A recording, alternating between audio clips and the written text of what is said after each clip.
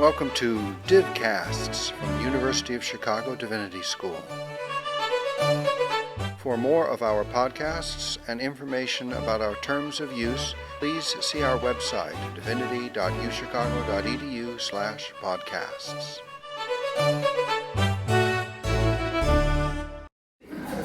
Hello, everybody. Welcome to today's Wednesday lunch here at the Divinity School. I'm Karen White, the Director of Communications here, the organizer of this series. As always, thank you for coming out today for our lunch program. So before we get started, I want to do our usual housekeeping. Is Nora the musician? Nora. Where is she? She had to step out. Nora's not here, but she was our chef, so we can thank Nora in absentia and the rest of the crew for cooking the lunch today. As always, our student chefs and crew make the lunch right here from scratch. And so we do ask that you bust your own stations so that they don't have to. You can put your plate and your leftovers into the compost in the back, and your plastic cups and any garbage into the trash, and your silverware into our yellow soapy vat. We would appreciate that. There's coffee at the table, and there's tea stuff and creamer in the back if you want any of that kind of coffee. Are there any community announcements today? Is the coffee all calf or is there decaf? Is there decaf? Okay. No decaf. Thanks. Okay. Wait, is this Nora? No. Are there any community announcements? No? Okay. I'll get right to the next week. I do want to remind you that next week is our last regular Wednesday lunch of the quarter. It's going to be a Dean's Forum with Professor Wendy Doniger on her book, Hinduism. This is going to be exciting and what? Six. It's going to be an exciting ride. Responded Steve Collin and Bruce Lincoln. So come early, get in your seat. And then on May 28th is our last lunch of the season total. It's going to be our regular end of the year barbecue. Your chance to eat meat and drink beer. So watch the email for announcements about how to sign up for your meat on choice. Okay. So today, there are no community announcements, and we'll introduce today's speaker. I'm thrilled that she can be here. Our speaker for today is Woodward. She's the William Cascade Professor of Psychology here at the University of Chicago. And this is a really long bio, so I'm going to get to... She was just elected to the American Academy of Arts and Sciences this year, and she says, babies, my favorite topic. And today we're going to be discussing, well, infants in the social world, or infants' grasp of others' intentions, but babies. So please join me in welcoming Professor Woodward today. Thank you for that. Is this working or not? Yeah. So I'll just talk. It's okay if I talk at this level. Am I audible? Okay. Yeah. Then I don't know if I need it, but should we do something? Okay, good. So then I'll have a little of both. Well, I'm grateful for the invitation. I have to say I've been here at the university on and off for 20 years, and I have always wondered what is happening in this room when I come to the Divinity School Cafe for lunch, and it's like these wonderful smells and interesting conversation coming. So it's nice to be here and see it firsthand. I am an experimental psychologist. I'm interested in understanding mental processes and thinking, and I'm interested in understanding them during development, so when children are beginning to get a grasp on things like the social world. And in particular, I'm interested in social thinking, social cognition. And so what I'm going to do today is go through, this is a lecture that I give when I go out on the road and talk about my research to different audiences. I'm open to questions at any point, so if I'm saying something you don't understand or don't agree with, please feel free to raise your hand and let me know. And I'm most interested in having discussions, and I don't need to get through everything I have here. So my work starts from this simple observation, which is that human children live in a sea of human activity. We're an intensely social species. And so everything about our thinking and our development and functioning is informed by and structured by the social context in which we live. And so if you're a scientist like me who's interested in understanding how the human mind develops, you have to begin by thinking about what are the social adaptations that are present in the human mind that allow us to thrive in social environments and to learn from the social information that others provide. There's a lot that it takes to be a good and effective social thinker. I have, in a lot of my work, focused on a small piece of social cognition that I think is foundational to a lot of the kinds of thinking that we do. And that is the really simple but important understanding that when other human beings move around through space, they're not just physical bodies in motion. They're intentional agents whose actions are structured by goals, objects of attention, higher order intentions, and so on. And this aspect of social cognition is automatic, probably for all of us in the room. So when you look at this picture here, you don't see just a woman and a boy. You see two intentional agents who are connected to each other and to the world. So for example, it should be pretty obvious to you that this boy is attending to something, right? You don't actually know what it is he's attending to, but you know about where it is. And that fact about this scene should be as obvious to you as the stripes on the boy's shirt are. It just leaps out at you, right? And so I'm interested in the emergence of this piece of social cognition. When in development, do infants or children look at the actions of social partners and understand that what they're seeing is intentional agents rather than physical bodies in motion?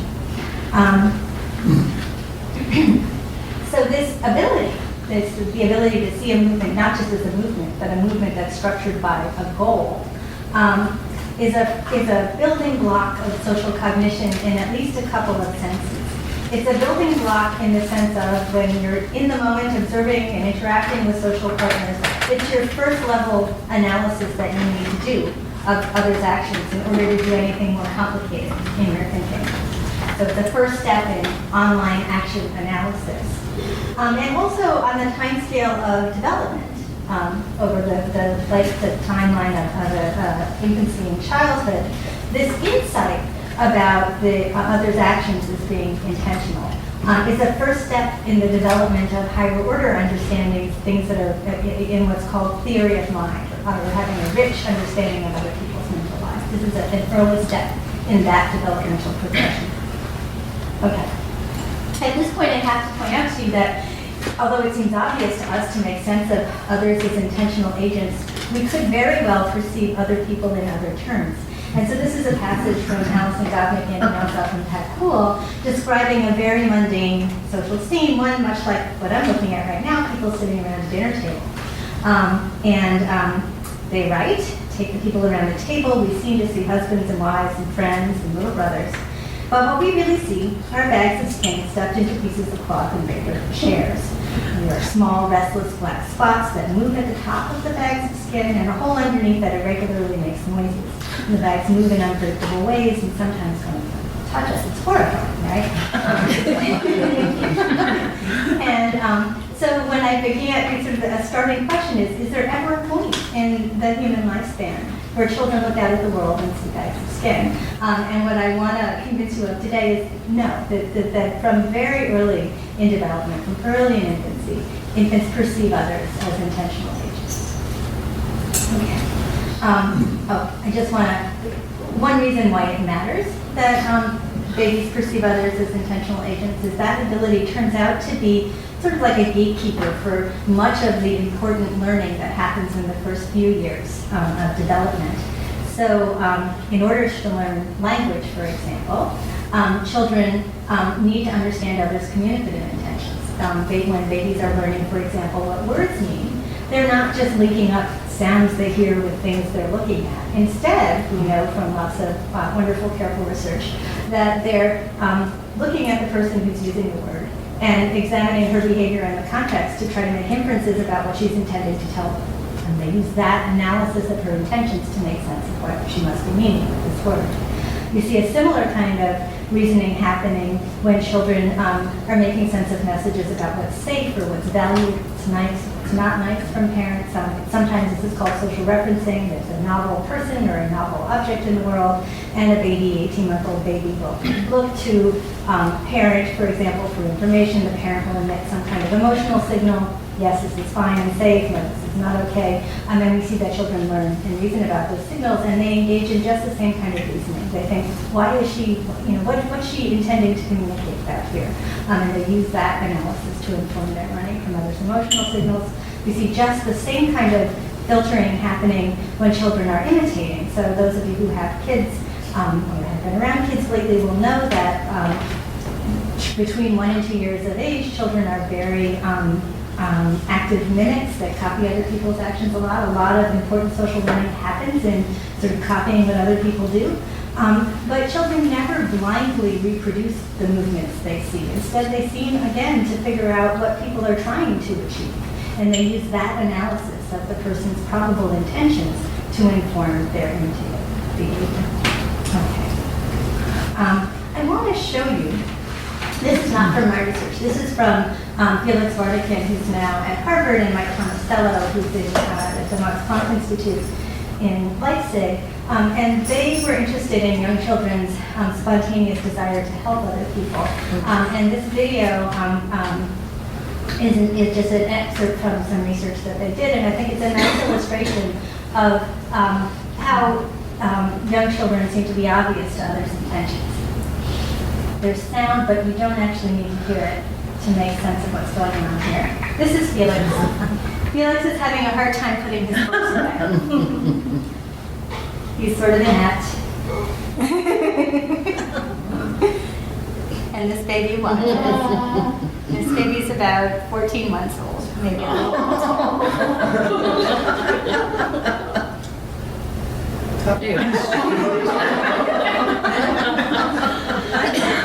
What Vardakin and Tomasello found is that children will spontaneously do this. If you set up the situation so that somebody has an intention that they can't complete, interestingly, babies, 14 to 18-month-old babies, seem to have a spontaneous desire to help, which I think is a very wonderful and comforting discovery. But you sort of notice that in order for this baby to know how to help Felix, he had to make an inference about what Felix's intention was, right? Felix wasn't trying to hit the cabinet with his books. He was trying to achieve something else. So the baby had to think beyond the physical movements available in the situation. Yeah. It's just looking at the end of it, the baby looks at him. Yeah. And the look to me almost says kind of the inverse of what you've just been describing from the baby. You know, kind of the baby is saying, do you understand what you now need to do? I've opened this for you, right? Yeah. Do you now understand how you have to change your intention? You know, are you on the right path? Right, and given how inept Felix was, probably that was the reason. So it almost feels like the baby kind of intuitively grasps the concept that you're actually describing. They realize that this is the way the world is. They did their part, now they kind of say, are you going to do your part? Exactly, yeah, exactly, yeah. So we see lots of examples of this kind of rich social behavior in children in the second year, and all of which seems to express that the underlying understanding that when people move through space, they're not just objects, they have intentions. And so my question is then, where does this level of sophistication come from? Okay. So I'm going to be talking mainly about research on children who are before the first birthday, so children in the first year, because we know that babies in the second year are pretty socially intelligent. Our question is, where does that what are the origins of that intention reading, that ability to understand other people's is intentional?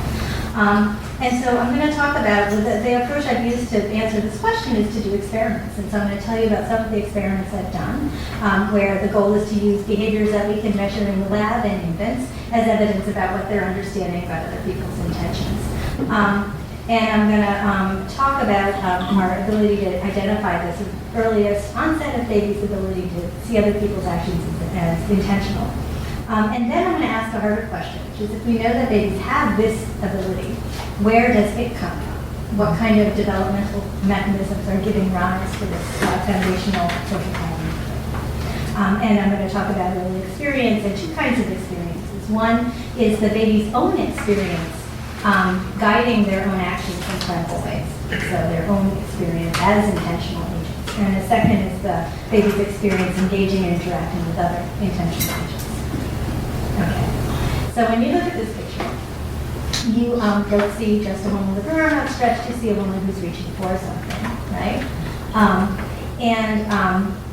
My question is, what do babies see when they look at this picture? And to ask that, so I'm asking that question of people like this. People who don't have language, who have very limited motor repertoire, so they're not, there's lots of tools that experimental psychologists can use to figure out what people are thinking. Most of them don't work with people like this, right? And so my challenge is to find some way that I can get inside the mind of people like this. Many of the measures I've used involve looking at visual attention. So from very early in life, babies can control where they look and how long they look at something. Then you can measure where babies look and how long they look at something. So that's a behavior babies can control, that we can measure objectively in the laboratory, and so we can embed it in an experiment to try to make some inferences about what babies are understanding. So I'll talk you through one kind of experiment in some detail, and this is a method that you'll see I refer back to throughout the talk. So if you have any questions about the basic logic here, stop me and ask, because it'll get in the way of understanding later things. The idea is we show babies, so babies, like any other organism with a brain, get bored if you show them the same thing again and again and again. And the technical term for that in my field is called habituation. Babies habituate to stimuli that are repeated. And then having been habituated to a stimulus, if you show an infant something that's new, you'll see recovery of attention. Sometimes that's called dishabituation. It's basically the response that says, oh wait, there's something new to see here, let me look at it, right? So here's what we did. In our early experiments, we showed babies events where somebody did an intentional action, an action that was directed at a particular goal. And our question was whether babies represented that action as just a raw physical movement through space, or instead as an action that was about the relation between the agent and the thing that was your goal. So in that top picture there, where it says habituation, you see a bear and a ball and a person who's reaching in from one side to grab the bear, right? And if you had to describe that event, you would describe it in terms of the relation between the agent and the object. You'd say something like, she grabbed the bear, right? Because that seems like an important piece of the event once you know what someone's intentions are. Okay, we wanted to know how babies saw it. So we showed them that event again and again and again until their attention declines. And then we make a few changes in the setup, and that enables us to give babies two kinds of test trials. The big change is we changed the positions of the objects. We switched the sides that they were on. And that allowed us to show babies test events that either changed the relation between the actor and the goal, or changed the actor's physical movements while preserving the goal. And our reasoning was that if babies had encoded or understood the original event as being about the relation between agent and object, as being goal-directed, a disruption in that relation should seem very new to them. And a disruption in physical movements that preserve that relation shouldn't seem very new. On the other hand, if they were just thinking about the movements in terms of their physicality, right, then a reach to the same location, with a new object is still physically quite similar, right? But a reach to a different location is physically quite different. So we're asking, which piece of this event seems more new to you? Does a change in the relation between actor and goal seem new, or does a change in the physical movement of the actor seem new? Does that make sense? Okay. So what we find across lots of experiments with this general logic to them is that by 3 months of age in some circumstances, and by 6 months of age pretty reliably, babies look systematically longer at goal changes than movement changes. They look longer on new goal events than new side events. And in fact, if we look at sort of their levels of attention compared to what's happening at the end of the habituation phase, when they're good and bored at the original events, babies don't even show reliable recovery on new side events. It's as if they're saying, well, she's still grabbing the bear. It's really just the same thing, right? So they're sort of zooming their attention in on some features of this event as being critical, and the features they're focusing on are the ones that are relevant for understanding the agent's goal. Does that make sense? Yeah. I'm kind of curious about this particular illustration and wondering if this test has been done with other objects. Yes. Because the bear has two eyes and a face. And Yeah. Who's not going to reach for the bear? Right, well, that's right. So one of the things we do exactly, so there's concerns like that. And so when you do experiments of this nature, you do what's called counterbalancing, which means you show, across babies, you show them all possible events. And then, do test events that provide a relative contrast. So some babies saw her reaching for the ball, some saw her reaching for the bear, some saw her reach to the right, some saw her reach to the left. And then we can do a couple of things. One is we can look overall, and if we have an overall effect, then we know it's not based on one of those features. And we can also analyze to see whether we have something like babies like, effect like babies like to look at reaches to bears or something. And we did in these experiments. So yeah, that's yep. Okay. So this was a study that we published in 1998, so a while ago now.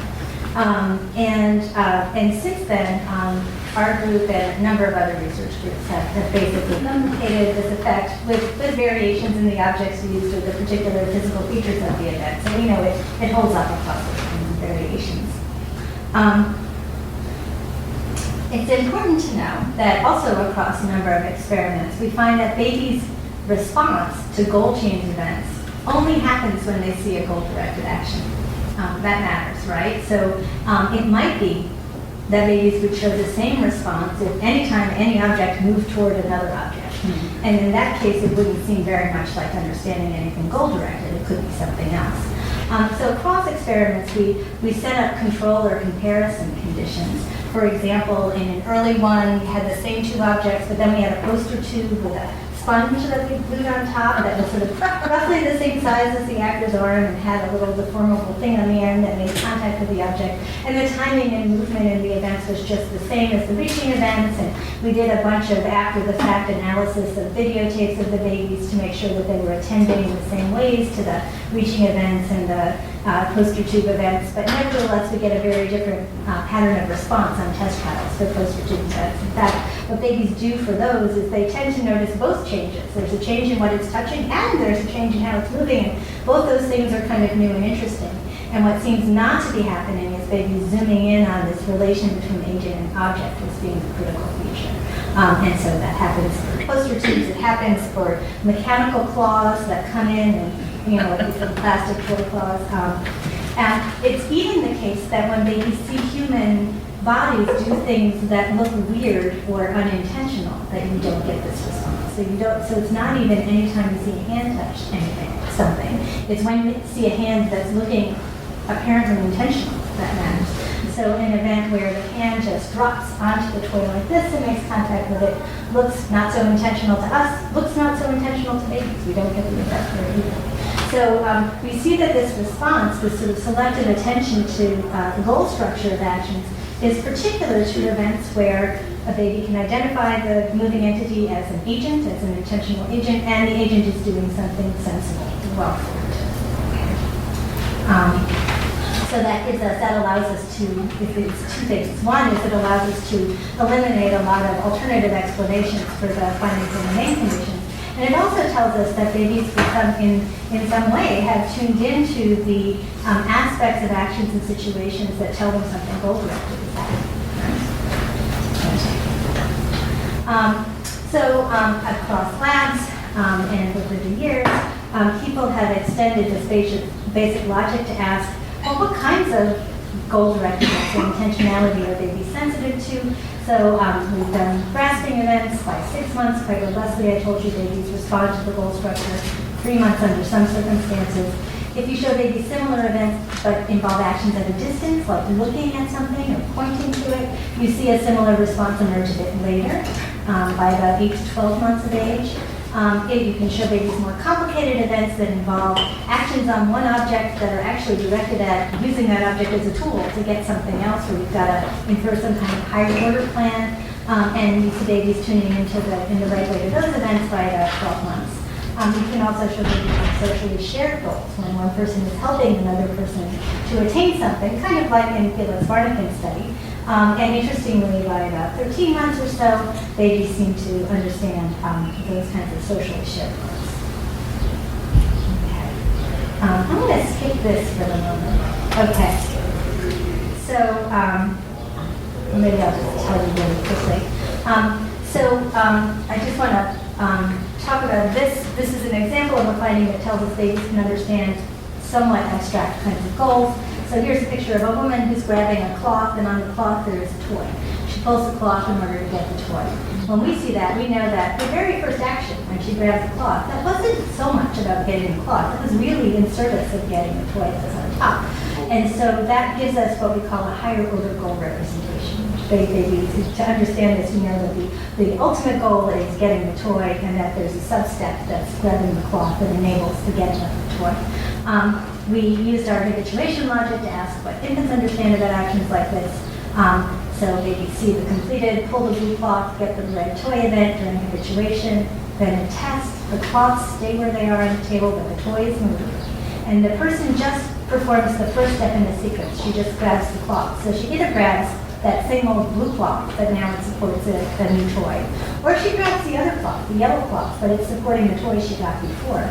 And we're basically asking whether babies will read ahead. Will they respond to the difference in the actual thing she's touching, or will they read ahead and understand that now the ultimate goal has been changed? And what we find is that by 12 months, babies look longer on new toy trials than new cloth trials, telling us that they understand that they know that her actions on the cloth are really about the cloth, they're about the toy. If we make the event nonsensical by just disrupting the causal relation between pulling the cloth and getting the toy, the effect goes away. And we do that by just putting the cloth for another group of babies next to the toy. And we put the toy next to the cloth rather than on it. So you pull the cloth and get the toy, but now these are just like separate things you did. They're not related to each other. And in that case, babies don't respond systematically in tests. So it tells us that babies are using the causal structure of an event to drive inferences about what the goal structure of the event is. So babies, pretty early in life, are seeing others' actions as structured by intentions or intentional relations. And infants' intention reading goes beyond the sort of surface level of an event to reflect sort of higher order levels of organization. Okay. Right. I'm going to just tell you. So another thing we've done over the years is ask, well, can we ask the same question of babies different ways and be sure we're going to get the same answer? So with infant cognition research, on the one hand, it's quite exciting, right? You're finding evidence. You seem to be seeing what's going on in the mind of the baby. But if your only evidence about what's going on in the mind of the baby comes from a particular kind of experimental paradigm, there's always the worry that what you're testing doesn't have any real robustness or meaning. And so over the years, we've expanded our range of tools to try to ask the same question in different ways. And I won't tell you about all of that, but we find converging evidence. So we have some comfort that what we're measuring in infant social cognition has some generality. I'm going to show you examples from one approach that we're using these days that involves using a machine called a remote corneal reflection eye tracker. And what an eye tracker does is it uses, it's a computer screen that shows a stimulus event. And as you're watching the event, it sends infrared light out. You can't see infrared light, but it goes out and it hits the cornea. And then there's an infrared camera that can read the reflected light. And it uses that information to compute where on the computer screen your gaze is fixated at any point in time. And I'll show you some. They're very fun. Parents love to have their babies in these experiments because what you can do at the end is replay the stimulus event with a little dot laid over it that's where the baby's looking. And it gives you this subjective impression that you really are reading somebody's mind. I don't know if we really are, like we have to be careful to distance ourselves from that, but parents think it's fascinating. I'll show it to you. Okay. So I'm going to just move to this. So here's a baby in my lab looking at events on the eye tracker. Okay. I'm going to show you an event, a replay from our eye tracking experiment. And the logic here is just identical to the habituation experiment I told you about. So there's going to be two objects, there are two stuffed toys in this case, and a woman. You're going to see that we do a little warm-up at the beginning where the woman just reaches for novel objects a couple of times so the baby gets used to reaching is happening here. And then there's a setup trial where there's two objects and the woman reaches for one. Then, immediately after just one setup trial, the next trial comes up, the objects are in different places, the woman begins to reach and she stops. And what we want to ask is, do babies visually predict what she's going to do?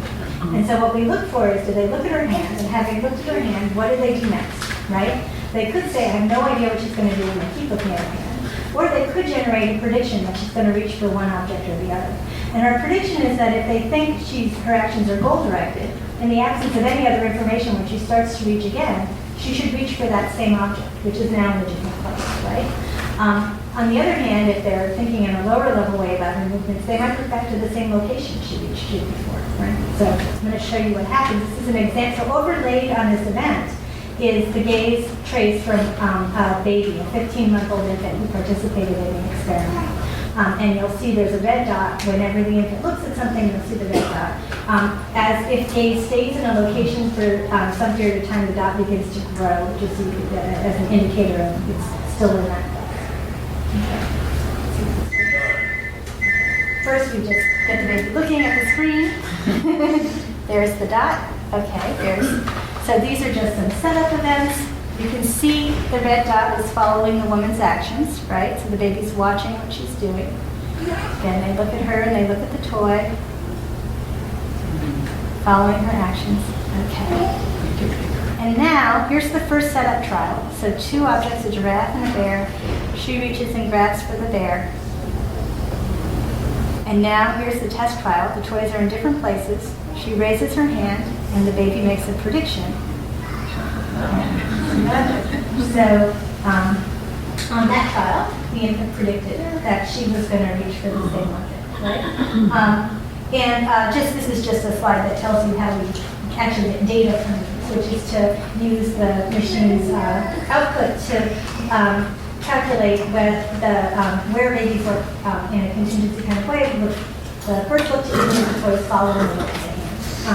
We also, because this machine gives us really nice temporal resolution, it samples 30 times a second, so we have a really nice temporal information. We can look at how quickly babies are able to generate those predictions. And that actually, we didn't know when we started this work, but it's turned out to be interesting. Okay, so I showed you an example. The data as a group are likely examples. So babies, 15-month-old babies, more often than not predict, in the case of the reaching events, that she's going to reach for the same object. So that's what we call a goal-based prediction. Another group of 15-month-old babies who see nearly the same events, except the woman does something nonsensical with her hand. She just lays it on top of the object rather than grasping it. Those babies are actually random in their responses on test trials. So that's consistent with what we found in prior experiments, where babies seem to be differentiating between well-formed intentional things that people do and ambiguous or ill-formed things that people do. In another study, the bottom panels show events from an experiment we did with 11-month-old infants, where the contrast was one group of babies saw a hand that reached for 1 or 2 objects, and another group of babies saw a claw that came in and grabbed 1 or 2 objects. And the results in those conditions were interesting in that for the hand, babies tended to generate goal-based predictions, and for the claw, babies systematically generated location-based. They thought the claw was going to move to the same place as before. So they showed opposite predictions in the 2 conditions. And that makes sense, right? If you saw some mechanical device moving and you didn't have any other information about it, you might assume that it would just keep moving the same way it had moved before. Yeah? Does the prediction of the claw change if they see a human using the Great claw? question. Yeah. So we haven't asked that question in exactly this way, but it has been asked in other ways, and the answer is yes, sometimes. So older babies, like 12-month-old babies, if they see that it's a person using the claw, they now understand the claw actions as being goal-directed. They're sort of able to think of it as part of or related to the behavior of an agent. Younger infants actually don't do that all that well. So if they see a person using a claw, and actually if I get to it at the end of my talk, I have some data like this. Younger babies who don't know much about tool use yet, the claw event is kind of like laying the back of your hand on something, I think, for them. They don't quite get what's up about it, right? Yeah. Because we're able to look at timing, we're also able to ask not just can babies make the right prediction, but how long does it take them to make the right prediction? And we found something interesting. which is that it takes babies longer to generate goal-based predictions than location-based predictions. It seems that thinking about somebody's intentions and using that information to generate a prediction about what she's going to do next is cognitively challenging, and it takes a little bit of time. So this is what's plotted here is how long it takes babies to make a prediction on average in the test trials. And for when they make a prediction about the prior goal, it takes them about 3 seconds. And when it's a location based on average, it takes them about 2 seconds. So it's not a big difference in time, but it's a detectable difference in time. And that got interesting to us because of this kind of paradox. I'll go back. That's existed in the literature. So babies in our paradigms, where we use very simple behavioral measures, look socially smart quite early on, by the time they're 3 to 6 months of age. But babies in a Felix Larnacan, Mike Tomasello kind of paradigm, where we're looking at spontaneous social behavior, they don't look all that socially smart until they're, 18 months or so. And so for a long time, there's been a fight in our field about whose data is right. Those of us who use looking time methods say, well, we're doing very sensitive experiments and we're detecting something meaningful about babies. So, we're right, and there's probably some interesting reason why they don't look smarter in social interactions earlier. People who favor Mike Tomasello's methods have been saying there's something wrong with your data.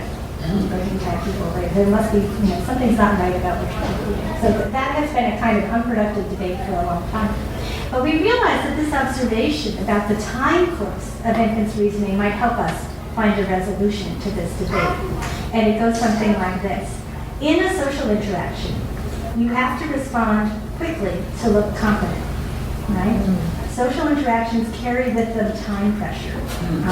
So think about a time that you've been having a phone conversation with someone and there's been, for whatever technical reason, a slight temporal delay in relaying your voice to the person you're talking to. It completely destroys the conversation. In fact, researchers, experimentalists have looked at this, and a very brief temporal delay can completely derail a conversation or social interaction. And so our thinking was this: maybe babies can get the right answer, come up with the right analysis when given lots of time to do it.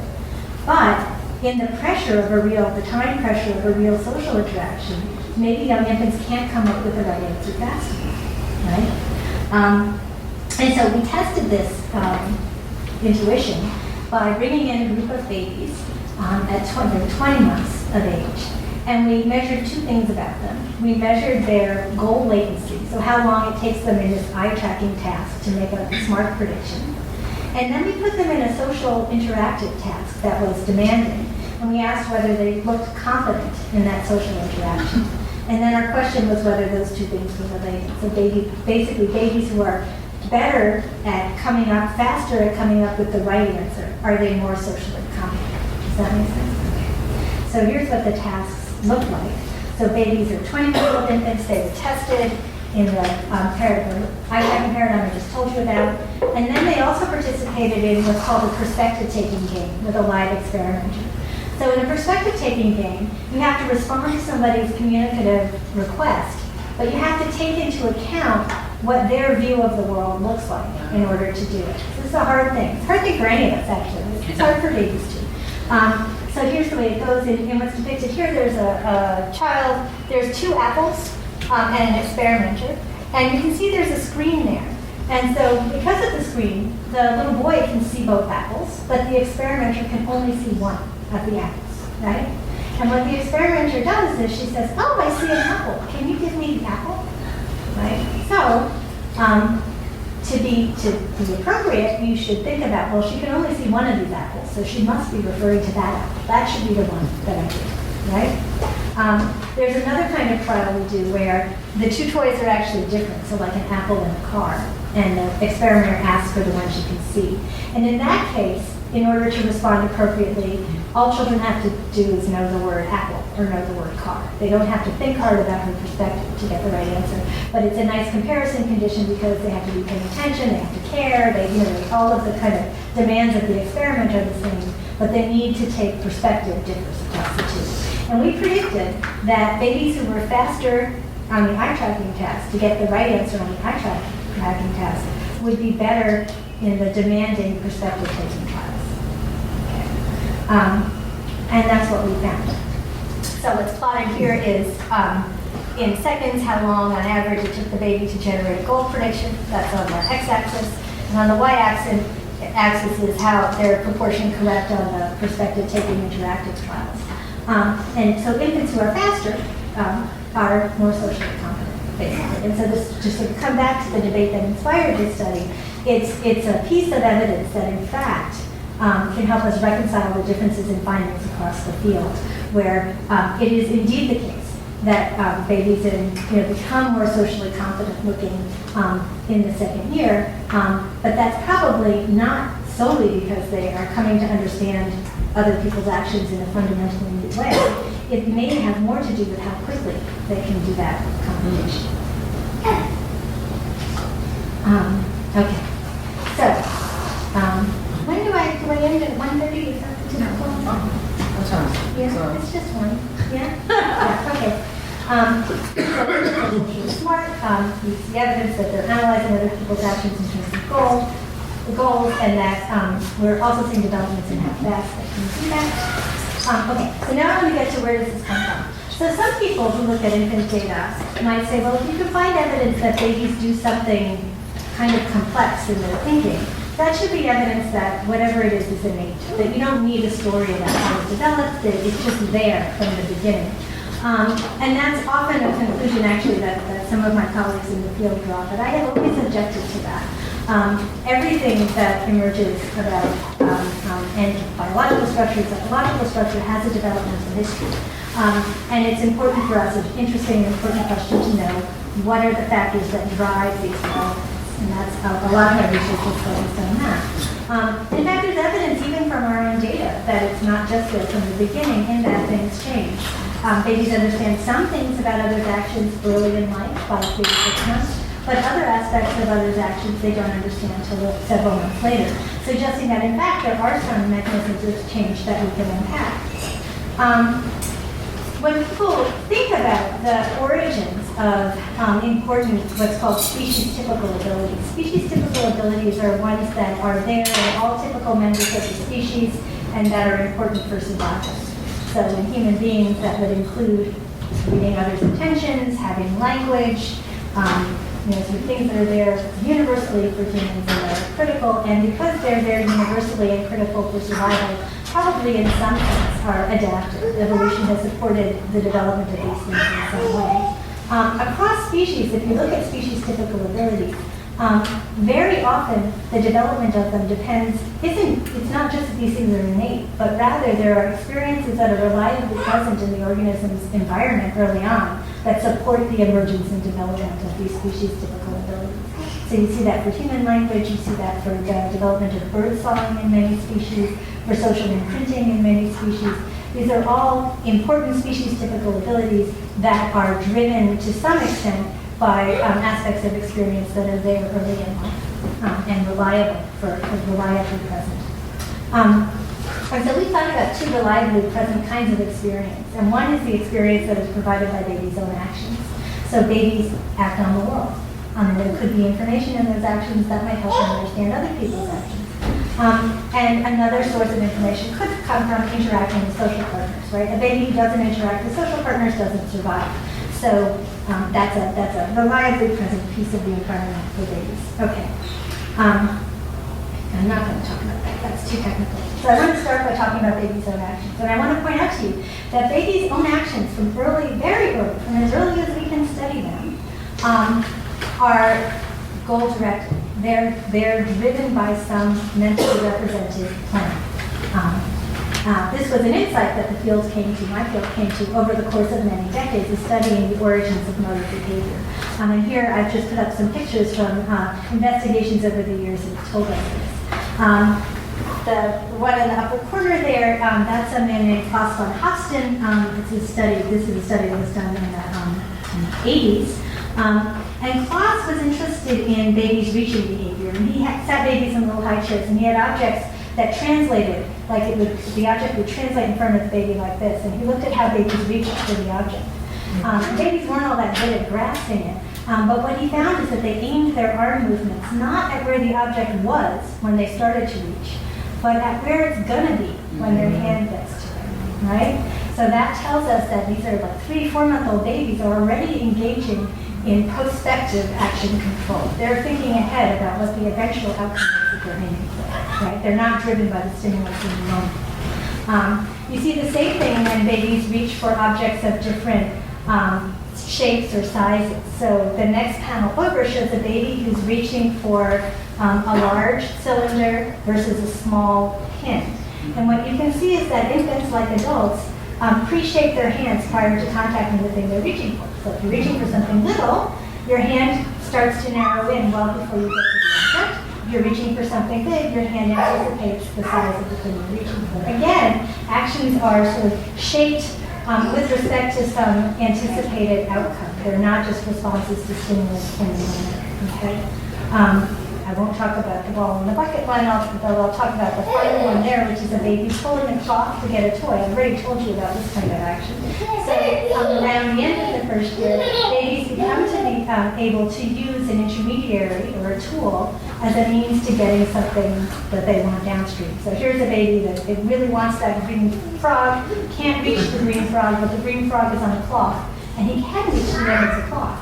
And what babies do is they size up the problem, grab the cloth, pull the frog in, and get the frog, right? So that's clearly evidence that the babies actually have in them abstract plan structure. Okay. So one thing that we discovered over the years is that babies' own motor developments in their own actions correlate with their responses in our experimental tasks. So babies who find themselves point at 8 months respond in sophisticated ways to pointing in our habituation experiments, and babies of the same age who aren't yet pointing, I mean they will be soon, they're just not pointing yet, don't respond systematically. We see the same thing for means and problem solving. So at 3 months, some babies are pretty good at figuring out what to do for these cloth pulling problems, and other babies haven't yet figured them out. It turns out that that determines how they're going to respond in our habituation experiments, with babies who are good problem solvers responding like older babies, understanding the higher order structure of the event, and babies who are not yet good problem solvers responding actually to the lower level properties. They think the reaches are just about the cloth. They don't understand how they're coming to it.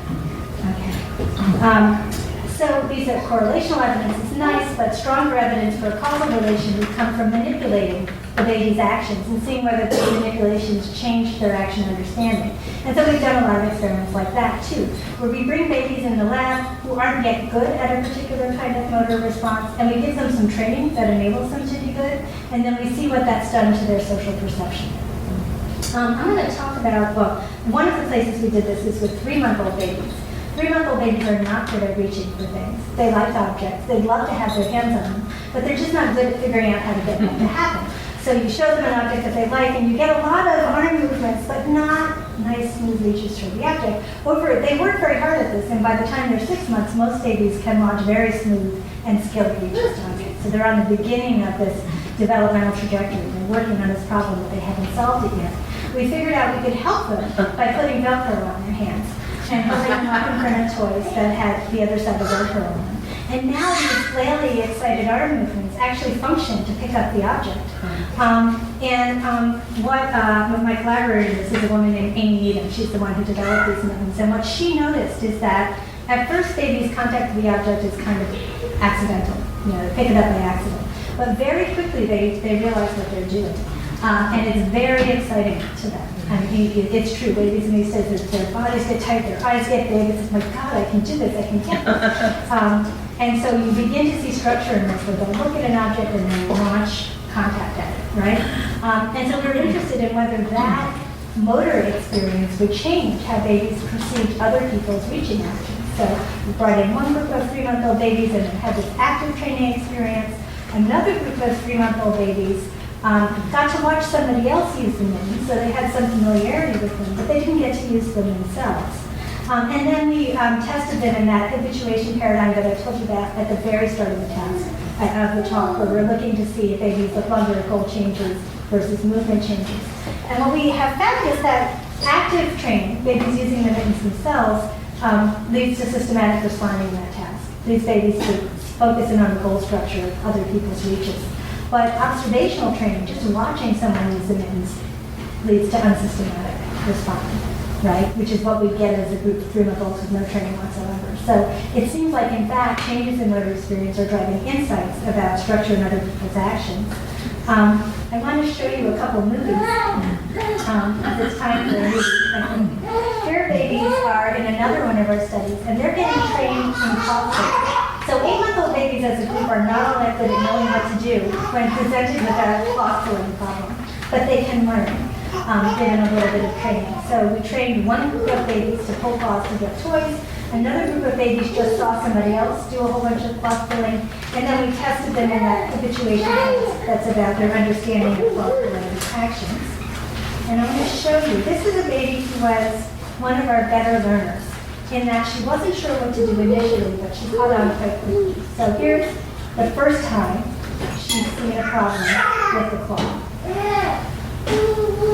There's a fair amount of uncertainty about what she's supposed to do. She thinks the cloth is interesting. She works on the cloth, and then right at the end, she notices that there's a toy there, but it's, unfortunately it's a little bit too late. Then, following that, we just did some simple training. We show her what to do. All right. Usually this goes. Okay, here we go. So just show her the problem. Okay. Babies think these demonstrations are fascinating, actually. It's quite interesting. And then, okay, now she gets a chance to think about it, about what she did. Try it out. That works. All right. She gets a couple, just a few training trials like that. And this is how she is at the very end. We give her some math problems to solve. And she's an expert, right. So you can see over the course of a few minutes in the lab, babies' actions are becoming structured by these higher order goals. And so only about half the babies we tested in this experiment showed this kind of learning trajectory. The other half were just not ready yet for the training, and so they didn't benefit from it. Yeah? Do they have a memory of that? Would she come back the next day and know how to do it? I don't know. That is a great question. I would love to know the answer. I don't know the answer to that question. At some point, she will become able to do this spontaneously. Right. So, there's an age at which you can bring a baby into the lab, and the first time they see a problem like that, they know what to do. So they've developed the ability to sort of analyze the problem structure and come up with a solution. But I don't know whether this experience would, sort of keep her there. Influence, it's a great question. Yeah. Did you have No, that? no, sir. Yeah, okay. All right, so half the babies learned and half the babies didn't learn, and it turned out that that mattered. So the basic take-home finding from their social perception measure is that babies who learned in their own actions understood what other people were up to when they pulled cloths. So babies who are most planful at the far left side there respond like older babies. Babies who went through the training but didn't benefit actually respond a little bit in the opposite direction. And babies who observed a whole bunch of examples or didn't learn anything from that. So that was interesting to us because watching somebody pull a cloth again and again to get a toy should in principle be informative. And babies were super attentive to the events, but somehow they didn't take anything away from that experience that they could use when making sense of the other person's actions. Yeah. What happens if you do the experiment but hide the baby's hand?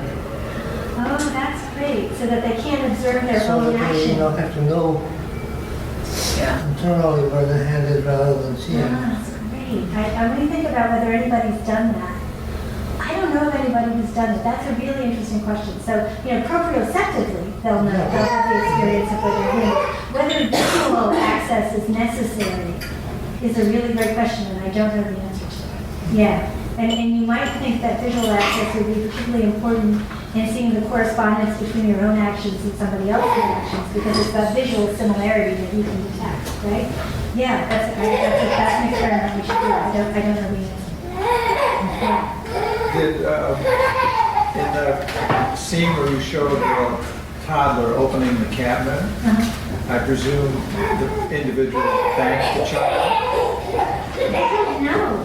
What I'm wondering is, what's the impact of gratitude, saying thank you for doing Oh, this? yes. So Felix actually, so this is the person in that film.